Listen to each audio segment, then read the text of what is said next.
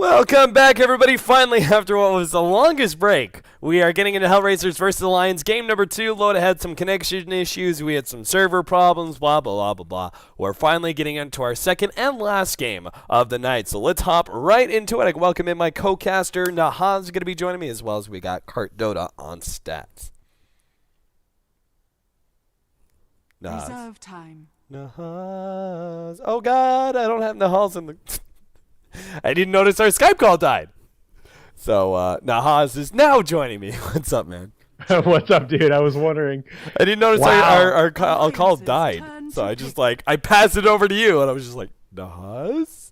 Are you there? Yes, I am here. And wow, a first pick. I tell you what, if you told me before this series that one of these two teams was going to first pick Chen, HellRaisers would not have been my guess.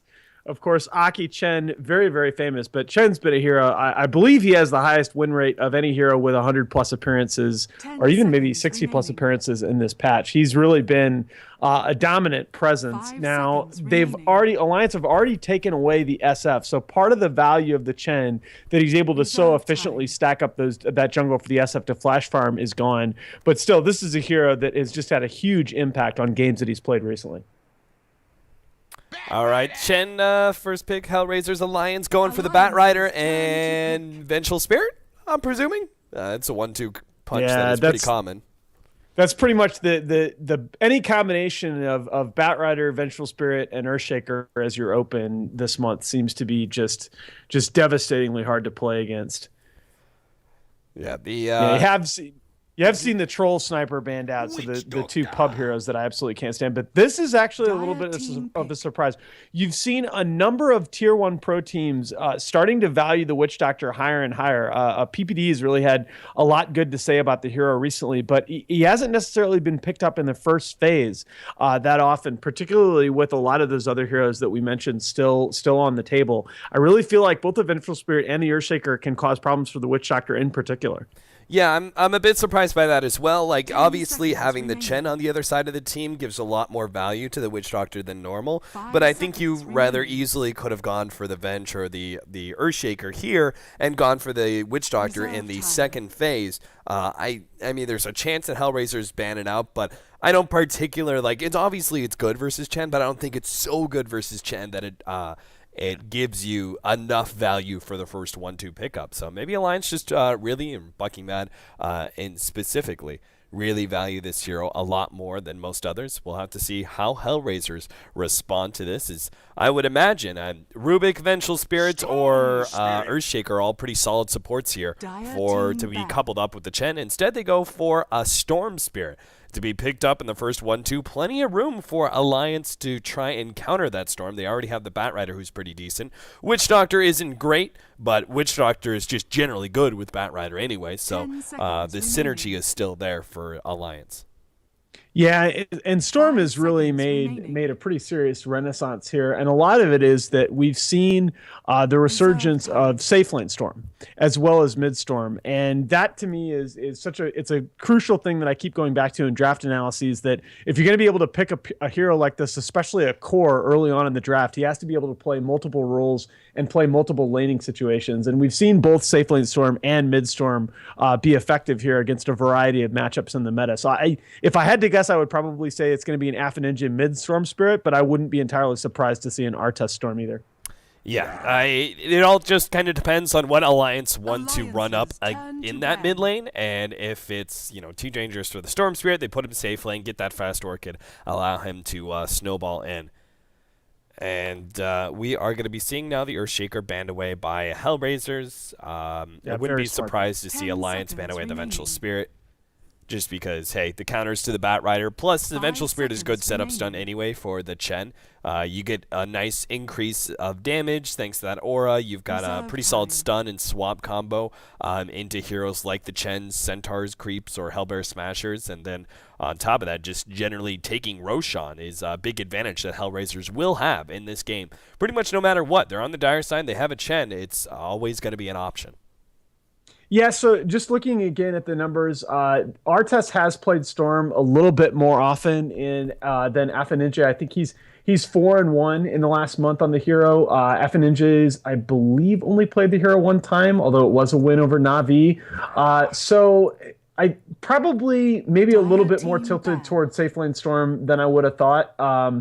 And yeah, the one loss that they had was to Tinker behind a black anti-mage, which is obviously a pretty hard counter to the Storm Spirit. That hero, of course, is in the pool here, but that's not a hero that LOTA is known quite as much for, although certainly in his repertoire. 5 seconds. Centaur, and now waiting on the next ban of HellRaisers. Again, guys, there is still a lot on the line. Alliance did manage to take game number 1, but this next game has a lot on the line for both sides. If Alliance managed to secure a win here and 2-0 HellRaisers, they will actually keep themselves above the cutoff line and are guaranteed to go into the MLG Pro League for Season 2. If not, they will drop down into the playoff matches, the preseason playoffs, where they actually have to play in an up-down match, or matches rather, up against some of the Division 2 teams, the best Division 2 teams and some of the worst Division 1 teams, in order to determine who actually makes it into the next season.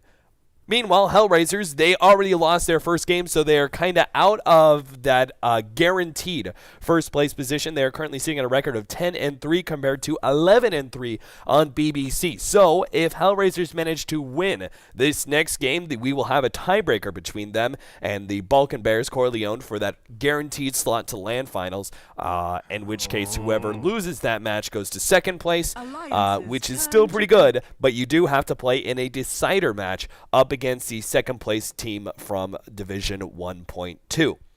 So there is a lot on the line for this series as we have our last bands coming out. They took a lot of reserve time to think about what bands they wanted, and probably obviously determining what their pickups are going to be for this next round.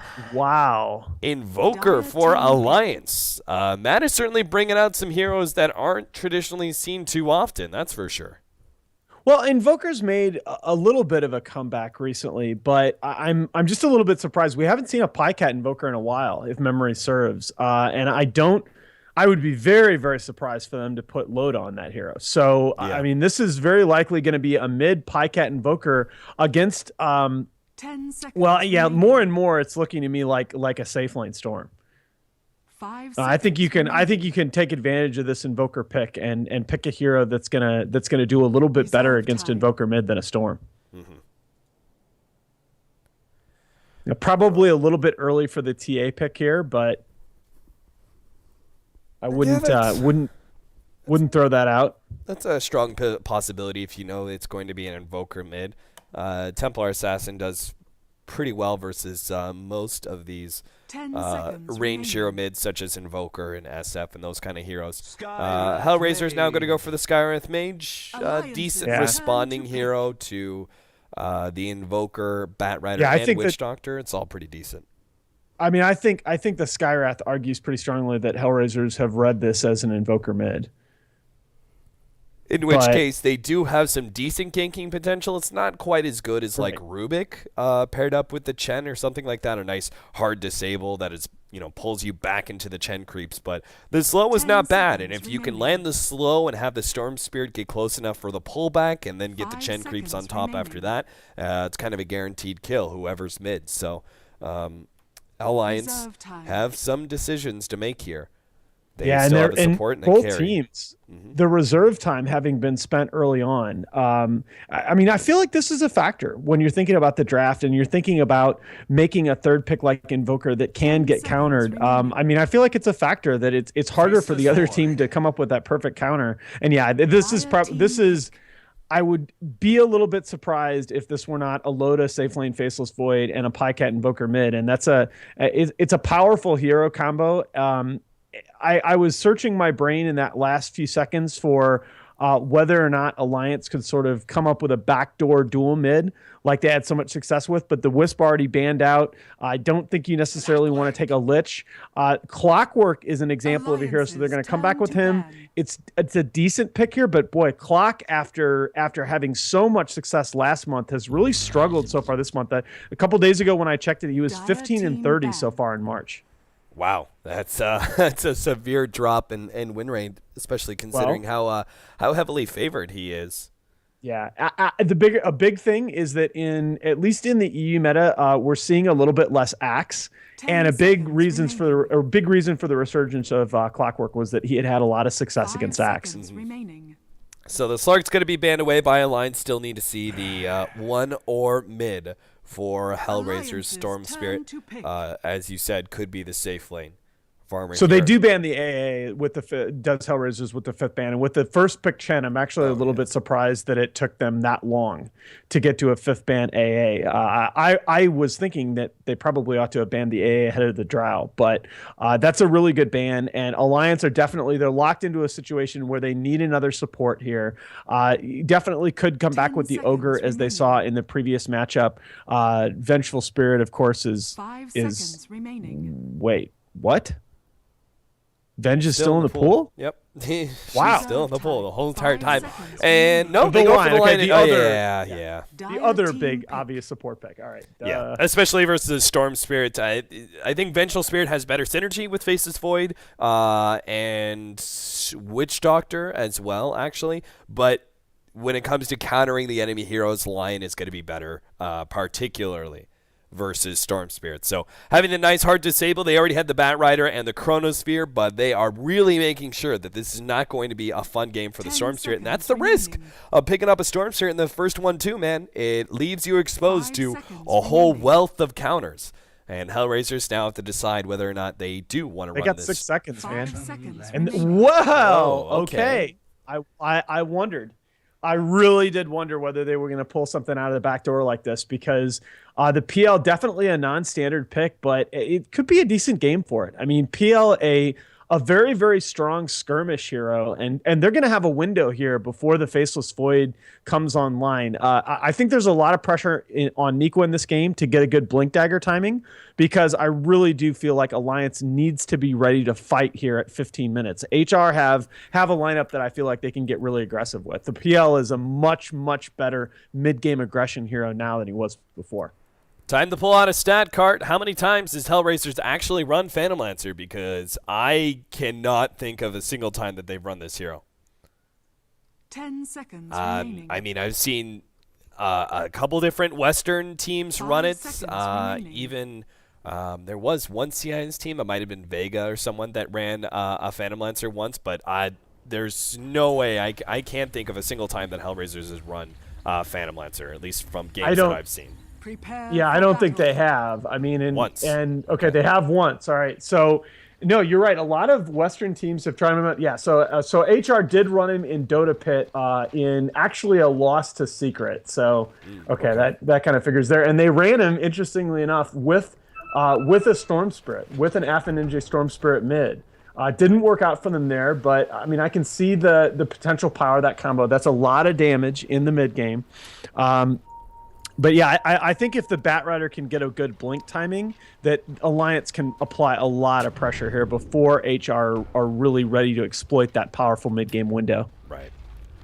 All right, Alliance going to be starting off with a 5-man invasion into the enemy jungle. They've already blocked out the hard camp there with that nice little vision ward. It's not bad for the offlaner. Afo trying to keep some vision of the enemy team, throwing out some of those remnants. They just want to be able to see whether the next set of wards are placed down. A counter ward to block out this hard camp. And they still have another counter as well as another ward. But that's all they're going to do for now. So I think they did spy that out pretty well. The HellRaisers did anyway. They're not going to be able to get a bounty rune, so they're going to be slow on counter wards, that's for sure. The bottom lane is going to be picked up. That's funny, the cask actually sticking around. The bounty rune is going to be picked up by Afo in the bottom lane. Invoker grabs the top lane one. So as pretty standard, both mid laners grab theirs, and counter wards are picked up by Gotham. So he is on the hunt here. He doesn't go for his hard camp, which I thought was the one that they actually spotted out. So apparently they didn't get Oh, yeah, vision. bad guess. Yeah. Yeah, that's no good That's because not quite. oh, it actually does spawn. He got out of the range just in time. I thought he was going to block it himself, and then, like, actually he has no idea whether or not there's a ward there. But now that he sees the creeps, he knows, okay, there's no ward blocking that one. Means there was a ward somewhere over here. It's blocking out the hard camp right now, so he's got some decisions to make. But first, he's going to start out, while he looks for those wards, he's going to start out with a Harpy. That is going to try and zone out Pycat here in the middle lane. Pycat is going to be able to win the early game, the early part of this laning phase. The Invoker has that natural quas regeneration, plus typically tries to go for an early phase boots, which can be pretty powerful versus the Storm Spirit at first, but the zoning out of the Harpy is going to kind of even the playing field in these first 2 levels. Yeah, and Pycat looks like he's going to go Quas Wex, which is definitely... Oh, Dread may be dead here in the top lane. Nico's running him down right now with all those extra sticky napalm stacks, and there it is, first blood. Goes to Alliance, HellRaisers. Such an important match for them, and it's already a bad start. And it bodes ill. I talked earlier, I really do think that the Bats early game here is going to have such a huge impact on the ebb and flow of this match, and already giving him the first blood, that's arguably the worst hero that HR could have fed first blood to there. Yep, Niqua happy with that start. They're going to need to find this some ways is a to shut nice him mid down. here by Affinity, really exploiting the low early base damage of the Quas Wex Invoker. Goretz, level 2, so he was able to get some levels, actually gets the Bounty Rune as well, so he's not doing so badly in this defensive tri-lane, with 2 supports kind of trying to zone him out. They do manage to get the pull unblocked. I'm not sure if Goretz actually laid down a ward. It looks like he did. So they managed to kill that ward. They have the pull available to him, but Goretz is trying to intercept that as much as possible. Back over to our middle lane, Aphos actually has an Invis Rune. I don't think he's really... He did go for the extra level in Electric Vortex, which sometimes you see Storm Spirits, especially against tougher lanes, will go for a 2-0-2 build by level 4. Yeah, but he is... he's crushing this lane pretty hard. He really is. Do you think that's the Harpy impact that's coming in? It's a little bit of both. I mean, he sniffed out the Quas Wex pretty early on, saw that Pycat had the early blue orbs, and really was playing aggressive in lane with his positioning pretty early. So he had the CS advantage almost from the first couple of waves. And yeah, they're forced to bring that over here. Pycat is really... Oh, Nico's going to drop here in the top lane. They just need another right click, and Artist will be able to get it. This offensive duel is so strong. Goretz, who did die earlier to the Lion, now really pushing it. The fresh mana and HP pool that he brings to the table. But he may be in trouble here. They've already used Time Walk, so Goretz should be fine as Mad is going to come in. Nice set of cogs to bounce back. Kills the Clarity ward as well.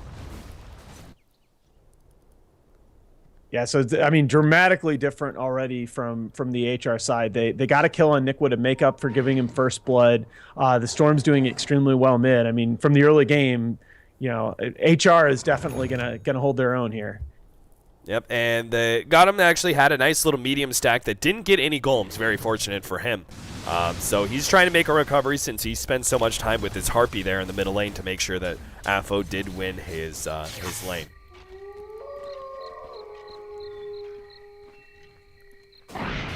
Oh, they're actually going to go on to Pycat here. They get the pullback in Pycat. Oh, that was a gigantic misplay by him.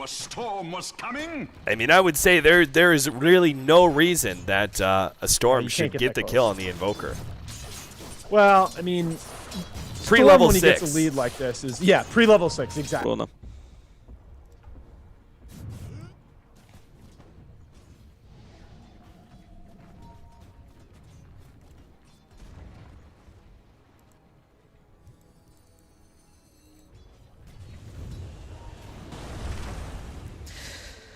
Так, нет, я не заснул.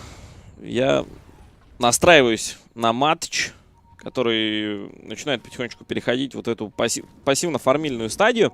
Но Ашер толком не сдаются. Они знают, что можно пойти побычить, знают, что можно пойти понападать. Тут в это время внизу понападали уже на Пака.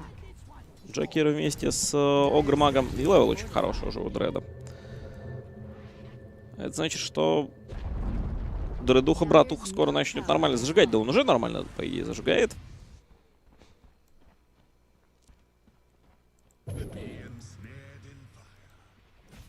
В общем, странная на самом деле вещь сейчас происходит. Происходит просто такой тимфарм. Рейдардален. Просит пока поставить паузу ненадолго. Но, надеюсь, это будет действительно недолго.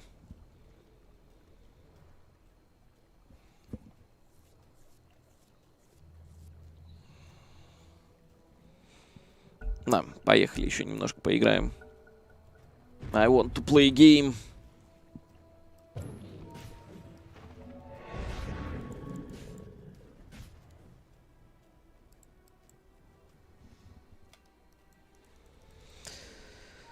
Так, ну что у нас тут у Артеса? У Артеса есть Shadow Blade, есть Ultimate Orb. И, ну, если это будет Скади, то Скади, считаю, почти готова. Ну что, попытка номер 2. Рошанчика.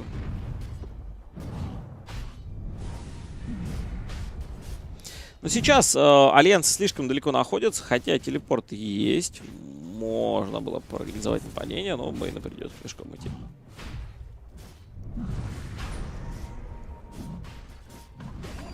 Так, что тут птица? Да, птица спалила все, но птицу подожгли. Птица упала. Ну и Рошан падает. Медленно, уверенно Рошан все-таки поддается. Здесь также медленно и уверенно поддается вышка. Нет, уже не поддается.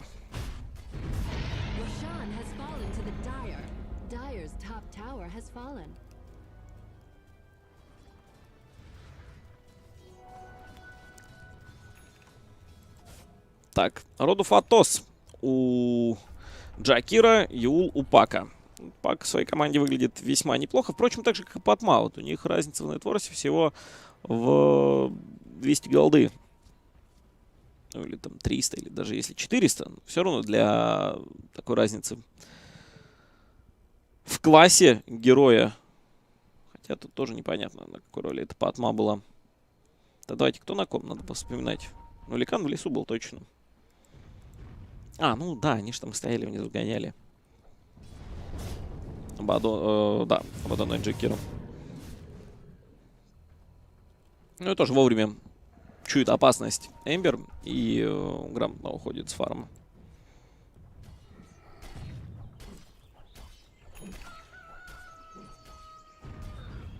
Аганим, наконец, появляется у Дредухи-братухи. Ну что, двойной станчик. Пока что только Эмбера сожрали. Пока двойного станчика не будет. Ну, надо бы или нет?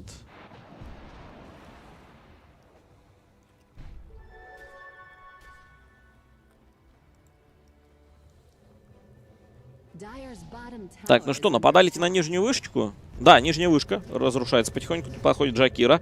С фланга готов врываться Артес. Артес в инвизе. А что это изменит? Ровным счетом ничего. Так, Сентриак воткнули. Начинают уничтожать там потихоньку Рикимару. Ой, Рикимару. Артеса, конечно же.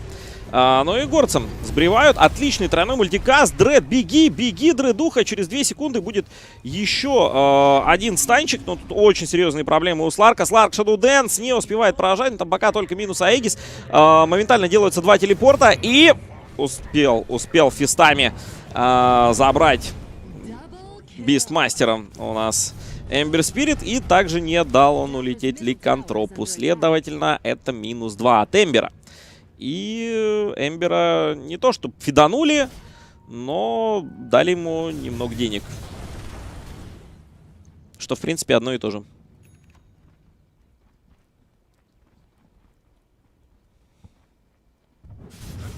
Так, о, Владмир у Абадончика, причем одним из ранних артефактов.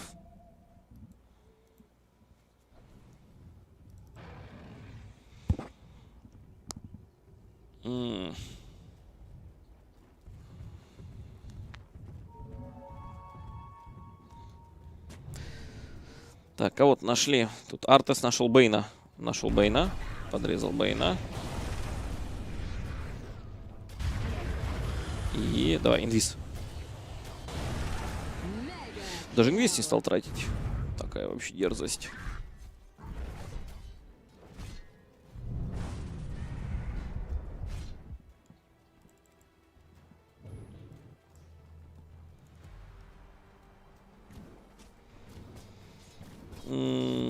Патма уже 3500. Патма дальше что? В урон, типа кристаллисов, дейдалусов, манкикинг-баров или нечто более стабильное, не знаю, мотостайлы какие-то, например. Тут пока вообще непонятно, какая-то фигня происходит. Выбежала пачка при шельцев, начала драться. Ой, как же больно там Артесу. Артеса почти убили, у него очень мало здоровья. Стики прожать, Shadow Dance прожать, нет. Не поражать. Ну ладно.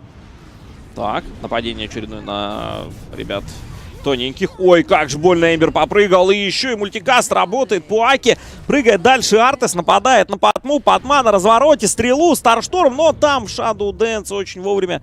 И Патма убегает. Отсюда все просто убегают, все очень битые. Но вышку можно все-таки пробить. Не обязательно ее сносить вот целиком полностью. Сейчас главное крипочков поубивать.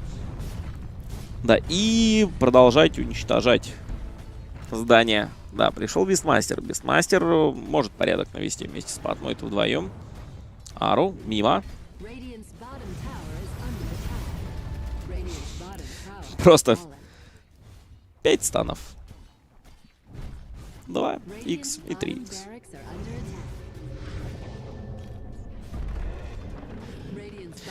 Ну и 29-я минута, минус первая сторона. Афонин же уходит. Также убегает Годдэм. У Годдэма еще ульт даже есть. Дред.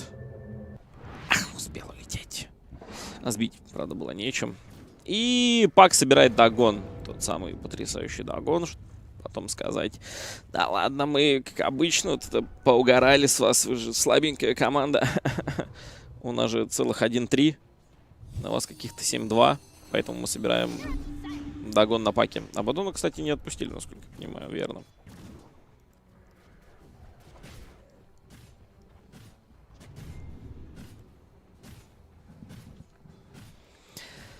Так, ну одну сторону забрали.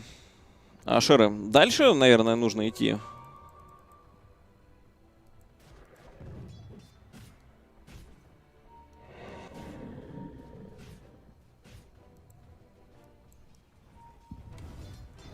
Не знаю, на что тут рассчитывает Пак. Солод он вряд ли сможет забрать Джакирка.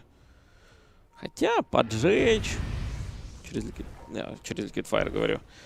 Джакир уже Liquid Fire.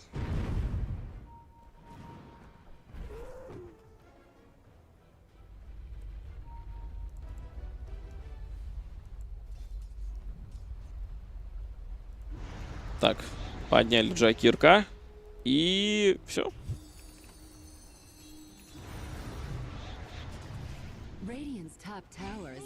Джакирка, лети. Заморозочка, макропирочка, но все равно убивает горцем. Не оказалось подмоги в нужный момент. Далеко не под тавером все это дело происходило, поэтому, естественно, подкрепление могло приходить очень-очень долго. Тут уже Дейдалус готов у Эмбер Спирита. Эмбер на первом месте по нетворсу. Кстати, честно, если я давненько уже не видел подобных вещей, что вот Эмбер Спирит настолько фармил лучше остальных. Потому что в основном он реально на подхвате.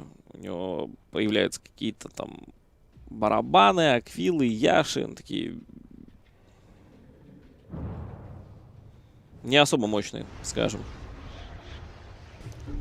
Пак через Сайленс. Ну и Финсгрип.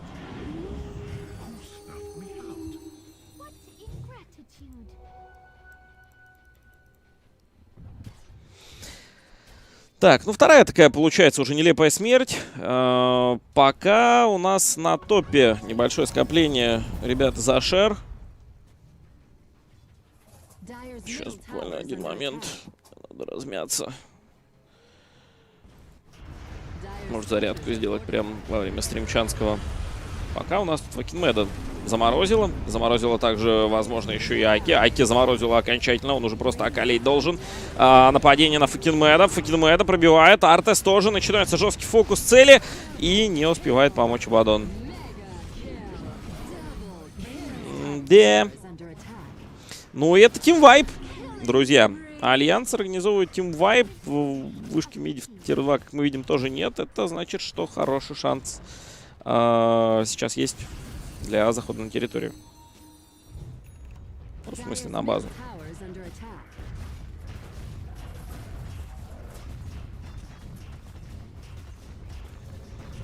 Очень быстро расстреляли, между прочим, вышку.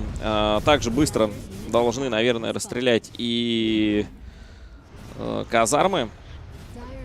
Или бараки. Реально больно навалит. Посмотрите, что он вытворяет.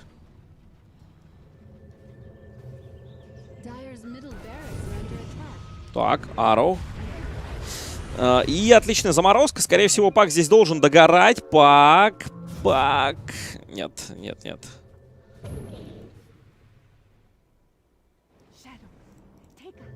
И Пак уходит.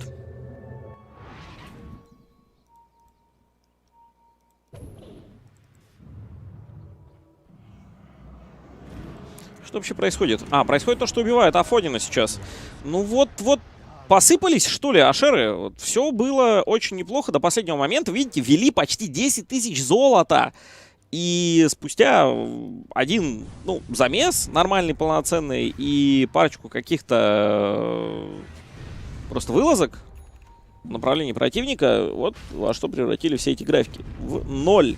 Даже в растущую экономику редентов, которые на протяжении всего матча были как бы отставающие.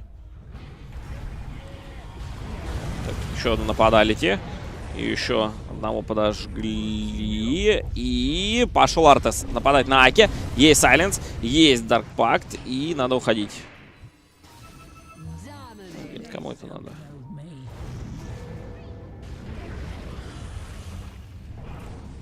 Что тут, все по домам поразбегались? Ну, судя по всему, да. Отличная стрела по горцу. Очень хорошо попадает нынче Патма.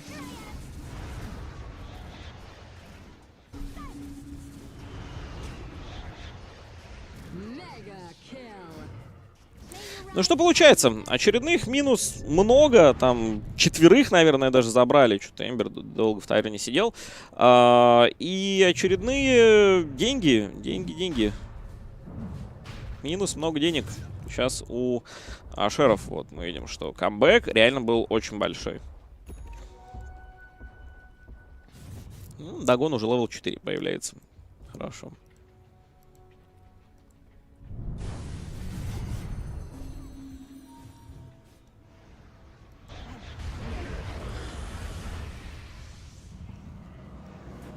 Так, кого там щекочут? Щекочут пока Дреда. Дред не самая лучшая цель, но стрела Дагон решает много вопросов. И трое стычечки развалили кабинеты. Кстати, также легко могут развалить и Афонин уже. Вот в чем дело. Ну что, неужели это начало конца? Что там по байбекам? Байбек есть только у Патмы, у Сларка и у Бейна.